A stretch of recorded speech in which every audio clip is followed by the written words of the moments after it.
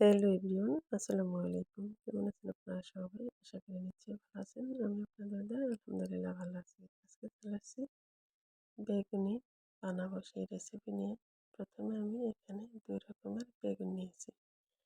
বেগুনের এখন এই তো ভালো করে ধুয়ে পরিষ্কার করে ২ মাথা কেটে তারপরে পাতলা পাতলা স্লাইস করে কেটে নিতে হবে।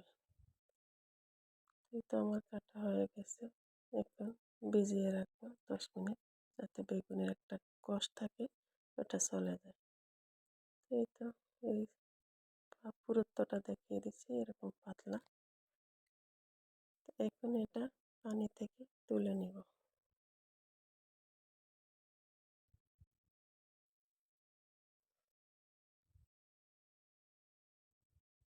এরকম একটা স্টিলের ছাঁকনিতে ছেঁকে রাখবো। তারপরে টিস্যু পেপার দিয়ে ভালো করে বেগুনের গায়ের এক্সট্রা পানিটা মুছে নেব যাতে বেসনটা ভালোভাবে লেগে যায়। তো এই তো আমার সবগুলো এরকম করে মুছে নেওয়া হয়ে গেছে। এখন চলে যাব বেসন রেডি করার জন্য। প্রথমে একটা বলে দিয়ে দিলাম ১ কাপ বেসন। তারপরে এখানে জিরার গুঁড়া, হলুদ, লবণ, গরম মশলা, টেস্টিং সল্ট, তারপরে দিয়ে দিলাম গুঁড়ো মরিচ আর দিয়ে দিলাম বেকিং পাউডার। বেকিং সোডা না, বেকিং পাউডার দিয়ে দিব। তো এগুলো সবগুলো এর সাথে ভালো করে মিশিয়ে নেব।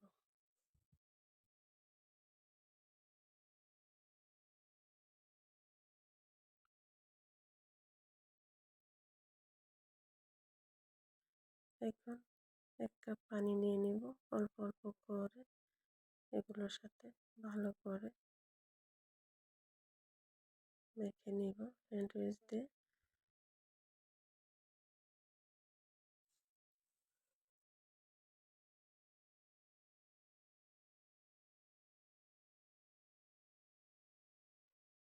একদম পাতলা একটা ব্যাটার তৈরি করে নিব।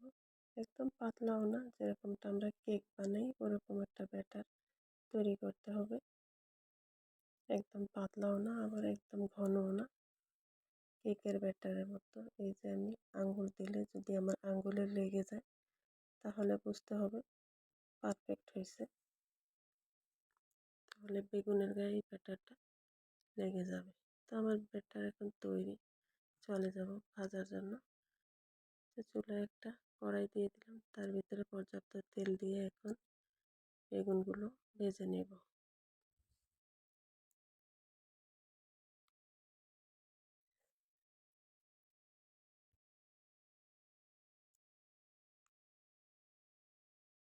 এই তো এরকম করে উল্টে পাল্টে সবগুলো বেগুন ভেজে নেব।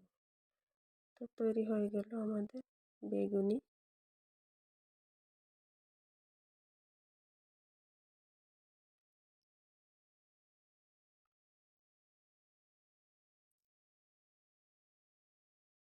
আজ এ পর্যন্তই। সবাই ভালো থাকবেন, সুস্থ থাকবেন, নিরাপদে থাকবেন। আল্লাহ হাফেজ।